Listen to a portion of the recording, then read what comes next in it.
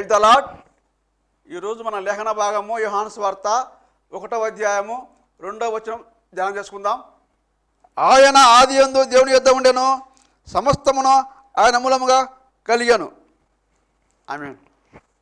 దేవునికి స్తోత్రం. హల్లెలూయా. మన ప్రభువును రక్షకుడును మన కొరకు త్వరగా మేఘవాహనాల మీద రాబోతున్నటువంటి యేసుక్రీస్తు నామములో మీ అందరికీ ప్రత్యేకమైన వందనాలు తెలియజేస్తున్నాను. వందనాలు, శుభాలు. దేవుని దగ్గర నుంచి కృప క్షేమాలు మీకు విస్తరించును గాక. రండి, మనం దేవుని వాక్యాన్ని ధ్యానించుకుందాం. దేవుని వాక్యాన్ని ధ్యానించుకోవడం అనేది చాలా అద్భుతమైనటువంటి అనుభవం. కలిసి ధ్యానించడం,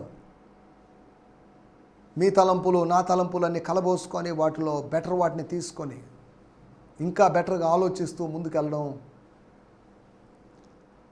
చాలా మంచి విషయం. గ్రూప్ డిస్కషన్, అక్కడక్కడ కొన్ని చోట్ల గ్రూప్ డిస్కషన్స్ జరుగుతుంటాయి. గ్రూప్ డిస్కషన్ కూడా జరగాలి. కొరియాలోని దేవుని సంఘం 125-130 సంవత్సరాల్లోనే బాగా విస్తరించింది. ఇంచుమించు సౌత్ కొరియాలో 50-60% వరకు క్రైస్తవ జనాభా పెరిగింది. వాటికి కారణాలు ఏంటి అని అన్వేషిస్తున్నప్పుడు, పరిశోధనలు చేసినప్పుడు, అలాగా క్రిస్టియానిటీ లేదా చర్చ్ గ్రోత్ రావడానికి, కొరియాలో రావడానికి ఉన్నటువంటి 10 కారణాల్లో ఒక కారణం ఏంటంటే there advantage is group discussion. మన సంఘాల్లో బైబిల్ స్టడీలు ఉన్నాయి, ఉపవాస కూడికలు ఉన్నాయి, కనిపెట్టు కూడికలు ఉన్నాయి, కానీ గ్రూప్ డిస్కషన్స్ లేవు. అందరూ కూర్చొని, దానికి పాస్టర్ కావాలనే లేదు, విశ్వాసులు అందరూ కూర్చొని డిస్కస్ చేసుకొని ఒక కన్క్లూషన్కి రావడం, లేదా పాస్టర్ గారు ఫైనల్గా ఏదో వివరణ ఇవ్వడం, ఇవన్నీ చేయగలిగితే దేవుని వాక్యాన్ని ఆలోచించడానికి ఆరంభిస్తాడు విశ్వాసి. ఆలకించడం మాత్రమే కాదు, ఆలకించాలి, అంతేకాకుండా ఆలోచించాలి, అంతేకాకుండా అన్వయించుకోవాలి. ఇన్ని చేస్తేనే ఆశీర్వాదాలు వస్తాయి. గత ఎపిసోడ్లో మనం మాట్లాడుకున్నాం ఆది యందు ఉన్న వాక్యం. ఆది యందు ప్రకటించే వాని వాక్యం ఉందని, ప్రభువు వాక్యం ఉందని, ప్రభువును గూర్చిన వాక్యం ఉందని 3 విషయాలు మనం ఆలోచించాం. ఈ ఎపిసోడ్లో కూడా మనం వేరు ఈ వాక్యం యొక్క గొప్పతనాన్ని గురించి మనం ఆలోచిద్దాం. యోహాను సువార్త 1వ అధ్యాయము 2వ వచనం. Gospel according to John 1:2. ఆయన ఆది యందు దేవుని యొద్ద ఉండెను, సమస్తమును ఆయన మూలముగా కలిగెను. This one was in the beginning with God. This one అంటే ద వర్డ్, అనగా వాక్యమై ఉన్నవాడు, ఆది నుంచి ఉన్నవాడు. మన గత ఎపిసోడ్లో 1-2 వచనాలు చదువుకున్నాం. ఇక్కడ 2వ వచనం మాత్రమే. They were together face to face. Face to face అని ఎందుకు తర్జుమా చేశారంటే, హీబ్రూ భాషలో సన్నిధి అనే మాటకు సరిపోయే పదం లేదు. అందుకని సన్నిధి వచ్చినప్పుడల్లా వాళ్ళు ఫేస్ అనే మాట ఉపయోగిస్తారు. బిఫోర్ యువర్ ఫేస్, మీ దగ్గర అనేదానికి అలా కాకుండా వాళ్ళు మీ ముఖము ఎదుట అని ఉపయోగిస్తారు. మీ ముఖం ఎదుటకు వచ్చాను అని మనం తెలుగులో మాట్లాడితే ఏంది ముఖం ఎదుటికి రావడం ఏందండి, ఏం మాటలు ఇవి అన్న విధంగా ఆలోచిస్తారు. కానీ దాని అర్థం ఇన్ యువర్ ప్రెజెన్స్. మీరు అబ్సెంట్ కాకుండా ఉన్నప్పుడు, మీరు అక్కడ ఉన్నప్పుడు, మీరు ఆ గదిలో ఉన్నప్పుడు, మీరు ఆ ఇంట్లో ఉన్నప్పుడు, మీరు ఆ చోట ఉన్నప్పుడు అని అర్థం. In your presence. They were together face to face in the very beginning. అవును, ఫేస్ టు ఫేస్ ఉన్నారు వాళ్ళు. అనగా ఆత్మైన దేవునికి ఒక ముఖం ఉందని, కుమారుడైన దేవునికి ఒక ముఖం ఉందని, ఈ ఒకరి ముఖాలు ఒకరు వాళ్ళు చూసుకుంటూ కూర్చున్నారని కాదు దాని అర్థం. అక్షరార్థంగా కొన్ని విషయాలు తీసుకున్నప్పుడు, అక్షరార్థంగా అర్థం చేసుకున్నప్పుడు కొన్ని అపార్థాలకు, అవగాహన రాహిత్యానికి అవకాశం ఉంటుంది. గుర్తుపెట్టుకోండి, అండర్స్టాండింగ్ లేకపోతే మిస్అండర్స్టాండింగ్ వస్తుంది. Misunderstanding dangerous. Understanding is okay, but misunderstanding is not good. Understanding అనేది దేవుని దగ్గర నుంచి వస్తే, మిస్అండర్స్టాండింగ్ అనేది అపవాది దగ్గర నుంచి వస్తుంది. సరే, మనం ఇక్కడ ఆలోచించాల్సిన మాటలు, సృష్టించే వాక్యం, the creative word. No doubt దేవుని వాక్యం సృష్టిస్తుంది. ఎలా చెప్పగలుగుతున్నారు మీరు? ఎటువంటి సందేహం లేదు, దేవుని వాక్యం సృష్టించే వాక్యం ఎలా చెప్పగలుగుతున్నాం? ఆదికాండం 1 చదివినప్పుడు చదివిన వాళ్ళు ఎవరైనా సరే, ఏ డినామినేషన్ వాళ్ళైనా సరే ఖచ్చితంగా ఒప్పుకోవాల్సిన సత్యం, the word is creative word. సృష్టించే వాక్యం అండి. సృష్టిని కలుగు చేసిన వాక్యం. కలుగునుగాక, వెలుగు కలుగునుగాక, సూర్యుడు కలుగునుగాక, చంద్రుడు కలుగునుగాక, మత్స్యములు కలుగునుగాక, ఇలా చెప్పినవాడు. ఆయన వాయిస్కి ప్రకృతి మొత్తం స్పందిస్తుంది. నేచర్,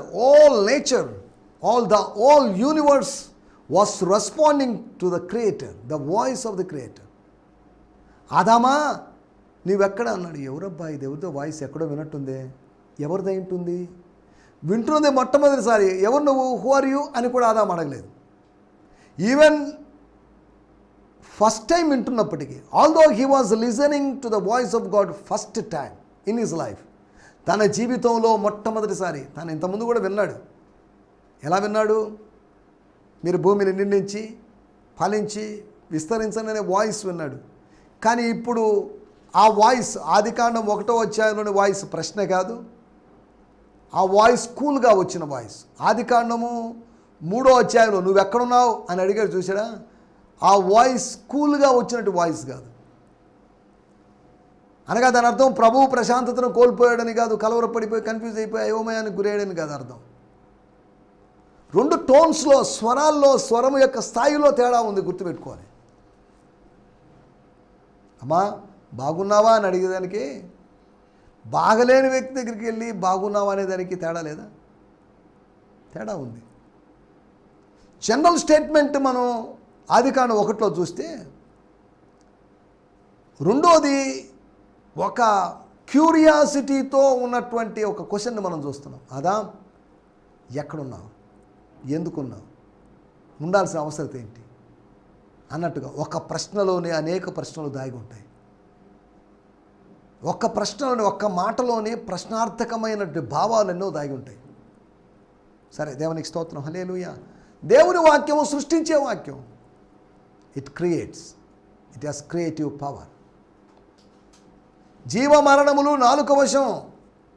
జీవాన్నైనా మరణాన్నైనా నాలుగు కలిగించగలదు. అనగా మానవుడు నాలుగు కాదు, పలానోడు చచ్చిపోను కాకానంగానే చచ్చిపోతున్నాడు ఏంటి?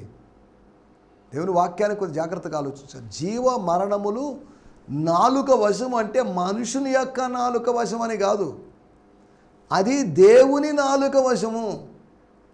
అనగా దేవుని నోటి వశము. దేవుని వాక్కు బలము చేత కార్యక్రమాలు జరుగుతున్నాయి అంతవరకే, కానీ మనిషి వాక్కుల చేత కార్యక్రమాలు జరగడం లేదు. మనిషి వాక్కు చేత మరణమేమో జరుగుతుంది కానీ జీవం జరగదు. దేవుని వాక్కు చేత మరణం జరుగుతుంది, జీవము కూడా జరుగుతుంది. చచ్చిపోయిన లాజరు బయటికి రా అన్నాడు, వచ్చేసాడు, జీవం కలిగింది. ఆ పండు తినదినమున నువ్వు చస్తావు అన్నారు, తిన్నారు, చచ్చిపోయారు ఆత్మీయంగా. అనగా 2 జరిగాయి. ఆదికాండం 3వ అధ్యాయంలో దేవుని వాక్కును బట్టి మరణం కలిగింది. యోహాను సువార్త 11వ అధ్యాయంలో దేవుని వాక్కును బట్టి, దేవుని కుమారుడైన క్రీస్తు యొక్క వాక్కును బట్టి జీవము కలిగింది. అనగా జీవ మరణాలు మనిషి నాలుక వశం కాదు, జీవ మరణాలు దేవుని నాలుక వశము, దేవుని వశము అని జ్ఞాపకం చేసుకోవాలి. దేవునికి స్తోత్రం. సృష్టించే వాక్యం అనేటువంటి టైటిల్తో మనం కొన్ని విషయాలు మనం ఆలోచిస్తున్నాం. 4 విషయాలు నేను మీకు జ్ఞాపకం చేస్తాను. 4 విషయాలు మనం త్వరగా ధ్యానించుకుందాం. మొట్టమొదటి మాట 1వ అధ్యాయము 39వ వచనం. వచ్చి చూడుడని ఆయన వారితో చెప్పగా వారు వెళ్ళి ఆయన కాపురమున్న స్థలము చూచి ఆ దినము ఆయన యొద్ద బస చేసిరి. అప్పుడు పగలు రమారమి 4 గంటల వేళాయను. దేవుని స్తోత్రం, హల్లెలూయా. ఏంటట? కమాన్ సీ, వచ్చి చూడండి. నువ్వు ఎక్కడున్నావు, మీరు ఏం వెతుకుతున్నారు అనే దానికి, నువ్వు ఎక్కడ కాపురం ఉన్నావో వెతుకుతున్నావు. ఆయన వెనకాల చేరి వెతికితే ఆయన ఎక్కడ కాపురం ఉన్నాడు ఏమర్థమవుతుంది? సరే, ఎన్నెందుకు మీ అన్వేషణలకి అంతం ఉండాలి, మీ అన్వేషణలకి కామా పెట్టడం కాదు, ఫుల్ స్టాప్ పెట్టాల్సిన అవసరం ఉంది. లెట్స్ గో అండ్ సీ, నేను ఎక్కడ కాపురం ఉన్నానో అక్కడికి వెళ్దాం రండి అని ఆ రాత్రి వాళ్ళైతే ఆ దినమంతా ఉన్నారు, ఆయనతో కొన్ని గంటలు గడిపారు. కానీ ఆ కొన్ని గంటలు గడిపిన సమయంలో వాళ్లకు జరిగిన, వాళ్ళ ఆత్మలో కొన్ని పిలుపులను అందుకున్నారు. They got some invitations in their spirit as they dwelt with Jesus Christ. యేసు ప్రభుతో ఉన్నప్పుడు నువ్వు కొన్ని పిలుపులు వింటావు, కొన్ని స్వరాలను వింటావు. You will listen to some voices. దేవుని సన్నిధిలో గడిపితే దేవస్వరాన్ని వింటామండి. 24 గంటలు ఫేస్బుక్లో, వాట్సాప్లో ఉంటే దేవుని స్వరం మనం ఏం వింటాం? దేవుని స్వరం వినడానికి దేవునితో గడపాలి. 40 దినాలు దేవుని సన్నిధిలో గడిపితే 2 రాతి పలకలంటే 10 మాటలు తీసుకొచ్చాడు. 10 మాటలు తీసుకొని రావడానికి 40 రోజులు పట్టింది. అనగా ఇంచుమించు యావరేజ్గా, ఇది కరెక్ట్ అని కాదు, యావరేజ్గా అంటే 4 రోజులకు ఒక మాట, 4 రోజులకు ఒక మాట వచ్చిందని అర్థం. అలా 10 మాటలు వచ్చేసి 40 రోజులు. అనగా ఎగ్జాక్ట్గా ఖచ్చితంగా 4 రోజులకు ఒకసారి దేవుడు కొండ మీద రాశాడని కాదు, ఒక ఆజ్ఞ రాశాడని కాదు నా మాటల ఉద్దేశం. It took nearly 40 days to write just 10 words, 10 commandments. డెకలాగ్, దశాజ్ఞలని వాస్తవంగా అయితే 10 నిమిషాలు రాసేయచ్చు. ముసలాన్ని ఎందుకు ఇబ్బంది పెట్టడం, మోషేని ఎందుకు ఇబ్బంది పెట్టడం, 10 నిమిషాల్లో హడావిడికి ఏదో రాసి ఇచ్చి పంపించేద్దాం అని అనుకోలేదు. ఈ 10 ఆజ్ఞలు రాతి పలకల మీద రాయబడినప్పటికీ మోషే హృదయ పలకల మీద కూడా రాయబడాలి. రాతి పలకల మీద రాయడానికి కొన్ని సెకండ్లో రాసేయచ్చు, కొన్ని నిమిషాల్లో రాసేయచ్చు. కానీ మోషే హృదయ పలకల మీద ఒకవేళ రాతి పలకలు పగిలి ఆ ఆజ్ఞలు ఏంటో మోషేకు గుర్తు లేకుండా ఉండకూడదు. 80 సంవత్సరాల ముసలోడి మనస్సులో అలాగే పదిలంగా ఉండిపోవాలని 40 రోజులు దేవుడు ఆ కొండ మీద నిలబెట్టుకున్నాడు. తన స్నేహితుడైనటువంటి మోషేని కొండ మీద నిలబెట్టుకొని 40 రోజులు, 10 కాదు 613 ఆజ్ఞలు అంటున్నారు యూదులు. సరే ఏదేమైనప్పటికీ ఈ 10 ప్లస్ 603 మొత్తం కలుపుకొని 613 ఆజ్ఞలు అనుకుందాం. ఈ ఆజ్ఞల్ని ఒక మనిషి పొందుకున్న ఆజ్ఞలు, మనుషుడు పెట్టిన ఆజ్ఞలు కాదు. యెహోషువనో కాలేబో తీసుకొచ్చిన, గోత్ర పెద్దలు తీసుకొచ్చిన ఆజ్ఞలు కాదు ఇవి. మన కొరకు జీవవాక్యములు తీసుకొని వచ్చిన వాడు ఇతడే. జీవవాక్యాలు తీసుకొచ్చాడు. జీవ ఆజ్ఞలు కాదు అవి, జీవవాక్యాలు. దేవుని స్తోత్రం, హల్లెలూయా. మనం ఆలోచిస్తున్న విషయాల్లోకి వచ్చేద్దాం. మొట్టమొదటి విషయము 1వ అధ్యాయం 39వ వచనంలో ఆయనతో ఉన్నారు, ఆయనతో ఉన్నప్పుడు ఆయనతో ఉండాలనిపించింది. కొన్ని గంటలు గడిపేసరికి ఆయనతో, యేసుతో కొన్ని గంటలు గడిపేసరికి కొన్ని రోజులు ఉండాలనిపించింది.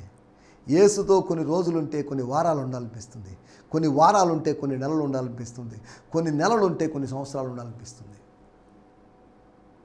ఎందుకు చెప్తున్నా అంటే కొద్ది సమయం గడిపినా ఎక్కువ సమయం గడపాలనిపిస్తుంది. హడావిడిగా ప్రార్థన ముగించుకొని ఆమెనని చెప్పేసి వెళ్ళిపోవాలని కాదు, ఇంకా ఉండాలి.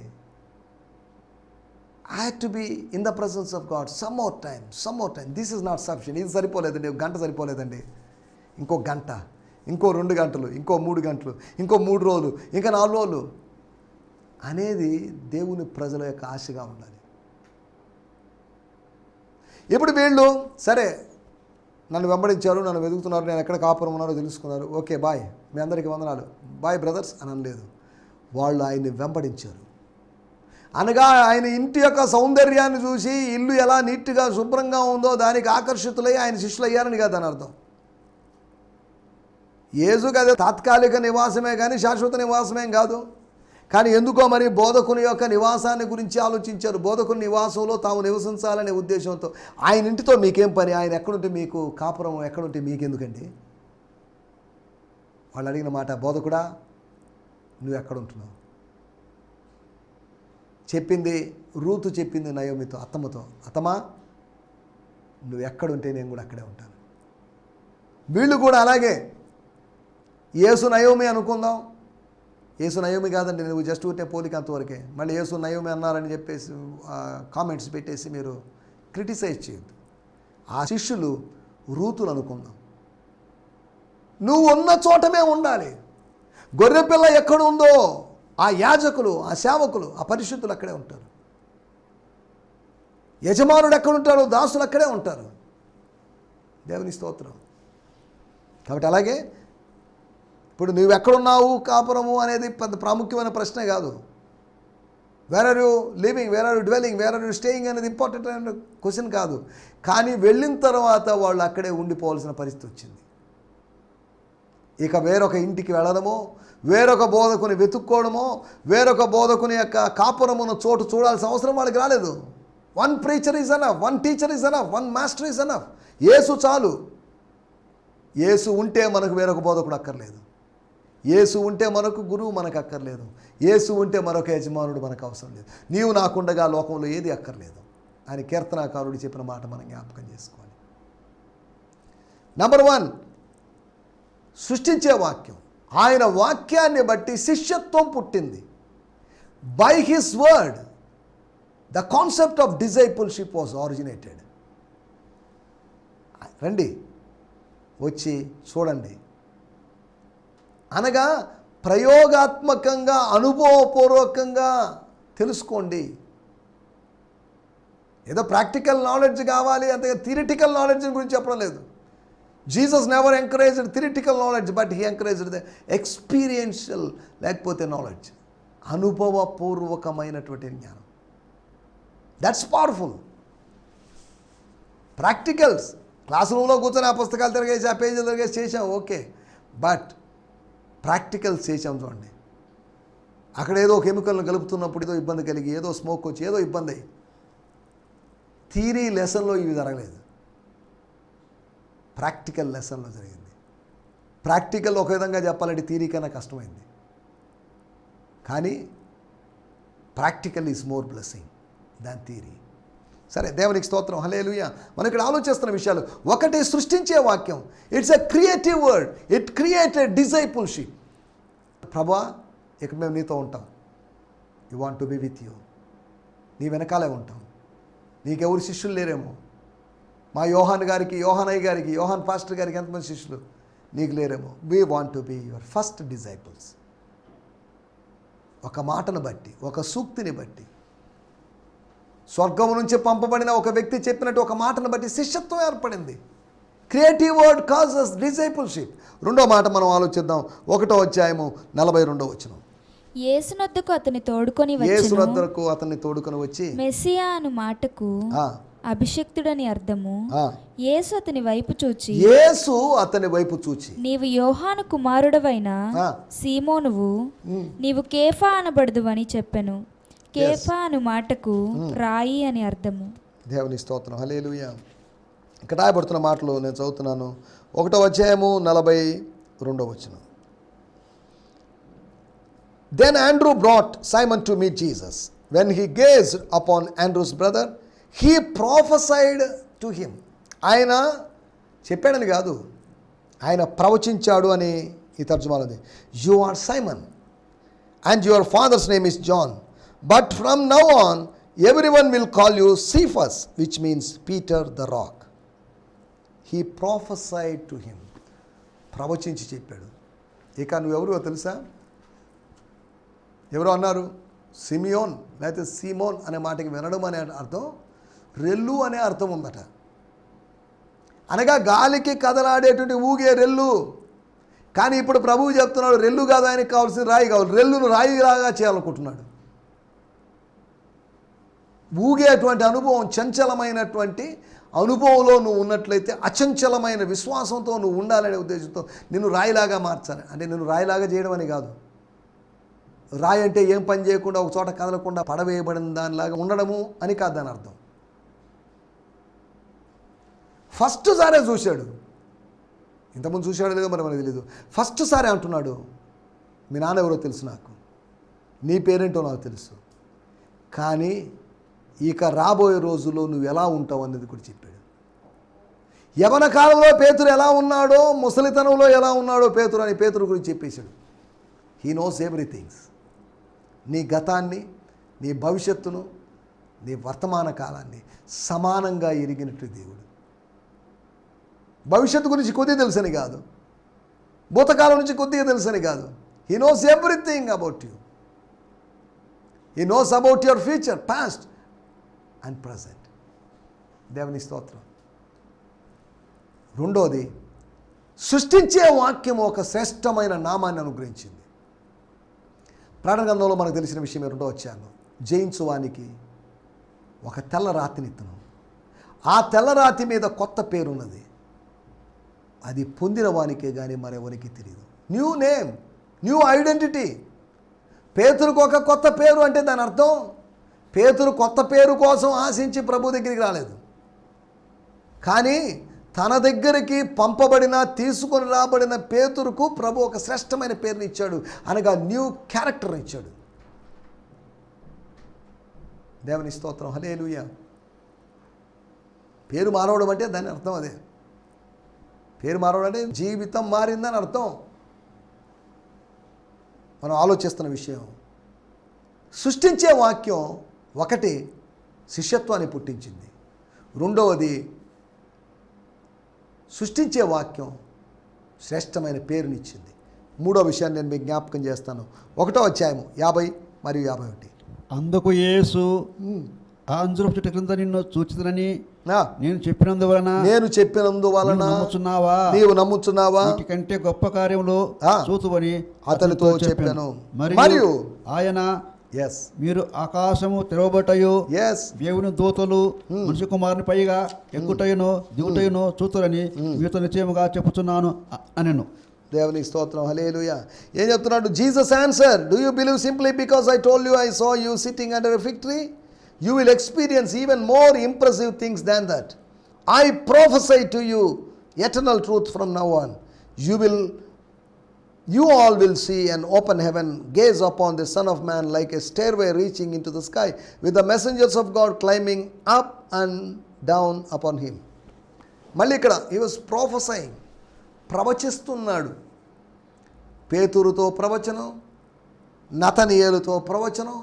ఆయన మాట ప్రవచనాత్మకమైన మాట, ప్రతి మాట ప్రవచనాత్మకమైన మాట, ప్రతి మాట ప్రాముఖ్యమైన మాటే. మూడో విషయం, అతనికి ఏం జరిగింది? స్వర్గ దర్శనపు అనుభవాన్ని కలిగించబోతుంది దేవుని వాక్యం. స్వర్గీయ దర్శనాన్ని అనగా the creative word gives visions of heaven to see. పరలోకపు దర్శనాలు చూసేటువంటి కృపను దేవుని వాక్యం అనుగ్రహిస్తుంది.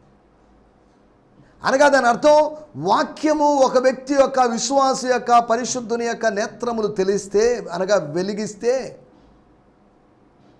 వాడు దర్శనాలు చూస్తాడు. ఆదికాండం 28వ అధ్యాయంలో దర్శనం లాంటి దర్శనం అని కాదు. ఇక్కడ యాకోబుకు వచ్చిందే, యాకోబు తెలుసా అని కానీ ఇటువంటి ప్రస్తావన తీసుకొని రాలేదు. అంటే మనం ఆలోచిస్తున్నట్టు మాట స్వర్గీయ దర్శనానికి అవకాశం ఇస్తుంది. ద వర్డ్ గివ్స్ విజన్, అనగా the creative word gives vision. The creative word gives discipleship. The creative word gives new name. The creative word gives new vision. Vision లేదా విజన్స్ లేదా దర్శనాలు ఏదైనా అనుకోవచ్చు. 4వ విషయాన్ని చెప్పి ముగించేస్తాను. యోహాను సువార్త 2వ అధ్యాయము 7 మరియు 9 వచనాలు. యేసు ఆ బాణలు నీళ్లతో నింపండి వారితో చెప్పగా వారు వాటిని అంచుల మట్టుకు నింపిరి. దేవుని స్తోత్రం. 9వ వచనం, ఆ ద్రాక్షారసము ఎక్కడ నుండి వచ్చెనో ఆ నీళ్లు ముంచి తీసుకొని పోయిన పరిచారకులకే తెలిసినది గాని విందు ప్రధానికి తెలియకపోయింది. Jesus came to the servants and instructed them, fill the pots with water right up to the very brim. 9వ వచనం, and when they poured out their pitchers for the master for the ceremonies to sample, the water had become wine. When he tasted, the water had become wine. The master of the ceremonies was impressed with its quality. మంచి quality wine ఇచ్చాడు. దేవుని స్తోత్రం. కారణం ఏంటి? ఒకరెవరో చెప్పారు, ఆయన మీతో చెప్పింది చేయండి అని మరేమో చెప్పింది, దానివల్ల కార్యం జరగలేదు. నీళ్లు పోయిండి అని చెప్పాడు, దానివల్ల కార్యం జరిగింది. నీళ్ల ద్వారా కార్యం జరగలేదు, కార్యం జరిగింది నీళ్లు పోయమని చెప్పిన వారి ద్వారా కార్యం జరిగింది. మెటీరియల్ ద్వారా కార్యం జరగలేదు. మెటీరియల్ని, ఎక్కడో ఉన్న మెటీరియల్ని, ఎక్కడో ఉన్న లిక్విడ్ని ఇక్కడ తీసుకొని రమ్మని చెప్పాడు చూడండి. అలా చెప్పిన వాని ద్వారా కార్యం జరిగింది. దేవుని స్తోత్రం, హల్లెలూయా. 4వ విషయము, శ్రేష్ఠ పానీయాన్ని కలిగించినట్టు వాక్యం. దేవుని స్తోత్రం. శుచి అయినటువంటి, లేకపోతే శ్రేష్టమైనటువంటి పానీయాన్ని, రసాన్ని ఇచ్చినటువంటి వాక్యం. By his word. వాళ్ళ దగ్గరికి పోయి మేము ఇప్పుడు అందరూ విందు ఆరగిస్తుంటే మేమేందంటే నీళ్ళు తీసుకొచ్చేది, మేము ఈ టైంలో పనిచేయడం లేదా, మాకు విందు లేదా, మాకు ద్రాక్షారసం లేదా, మాకు తినడానికి లేదా, మాకు తాగడానికి లేదా, మాకు విశ్రాంతి లేదా అని కంప్లైంట్ లేదు. ఆయన మాట చొప్పున పని జరిగించారు కనుక అద్భుతం జరిగింది. దేవునికి స్తోత్రం. నా మాటలు ముగించేస్తున్నాను. సృష్టించే వాక్యం 4 పనులు చేశాడు. 1 శిష్యత్వాన్ని సృష్టించింది, 2 శ్రేష్టమైన పేరును సృష్టించింది, 3 స్వర్గీయమైన దర్శనాలు సృష్టించింది, 4 శ్రేష్టమైన పానీయాన్ని సృష్టించింది. దేవుని స్తోత్రం. దయచేసి తలలోంచండి, చిన్న ప్రార్థన చేసుకుందాం. అందరం ప్రార్థనలో ఉందాం. సృష్టించే వాక్యం నీ కోసం సమస్తము చేయగలదు. సృష్టించి సమస్తము నిర్వహిస్తూ సమస్తము నిర్మూలించేటువంటి దేవుని వాక్యం. పరిశుద్ధమైన మా దేవా మీకు వందనాలు. మహోన్నతుడా, మహాగణుడా, మీరు మాకు తెలియజేసిన మాటల కొరకే మీకు వందనాలు. మీ వాక్యం సృష్టించేటువంటి 4 విషయాలు. శిష్యత్వాన్ని సృష్టిస్తుందని, శ్రేష్టమైన పేరు సృష్టిస్తుందని, స్వర్గీయ దర్శనాలు సృష్టిస్తుందని, అంతేకాకుండా ఈ వాక్యము శ్రేష్టమైనటువంటి రసాన్ని సృష్టిస్తుందని మీరు మాకు తెలియజేసిన మాటల కొరకే మీకు వందనం చేస్తున్నాను. దేవా, ఈ మాటలు విన్న ప్రతి ఒక్కరి కొరకే మీకు వందనం చేస్తున్నాను. ఈ వాక్యాలు వారి జీవితంలో కార్యం చేయగలడు సహాయం చేయమని యేసు క్రీస్తు నామములోనే ప్రార్థించగలుగుతున్నాం పరమ తండ్రి. ఆమేన్, ఆమేన్, ఆమేన్. దేవునికి స్తోత్రం. మీ అందరికీ వందనాలు. ప్రభు చిత్తమైతే రేపు ఉదయకాలపు ఎపిసోడ్లో కలుసుకుందాం. అప్పటి వరకు దేవుని కృప మీకు తోడై ఉండునుగాక. యోహాను సువార్త 1వ అధ్యాయాన్ని ధ్యానిస్తూ మీరు సిద్ధపడి ఈ సందేశాల కొరకు 8 గంటల సమయానికే మీ టీవీ సెట్ల ముందు లేదంటే యూట్యూబ్లో స్ట్రీమింగ్ అవుతుంది కనుక ఆ టైంలో యూట్యూబ్లో మీరు అందుబాటులో ఉండాల్సిందిగా కోరుతున్నాను. దేవునికి స్తోత్రం. హల్లెలూయా.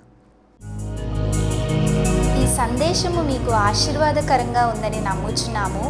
ప్రార్థన అవసరతల కొరకు మమ్మల్ని సంప్రదించవలసిన మా చిరునామా గిద్యోన్ మిషన్ చర్చ్, 6వ వీధి, శాంతినగర్, నెల్లూరు 4, ఆంధ్రప్రదేశ్. పిన్ 524004. మా ఫోన్ నంబర్లు 7036443613 మరి ఒక నంబర్ 9392293010. మా ఈమెయిల్ ఐడి gfihmi2015@gmail.com. దేవుడు మిమ్మును ఆశీర్వదించునుగాక. ఆమేన్.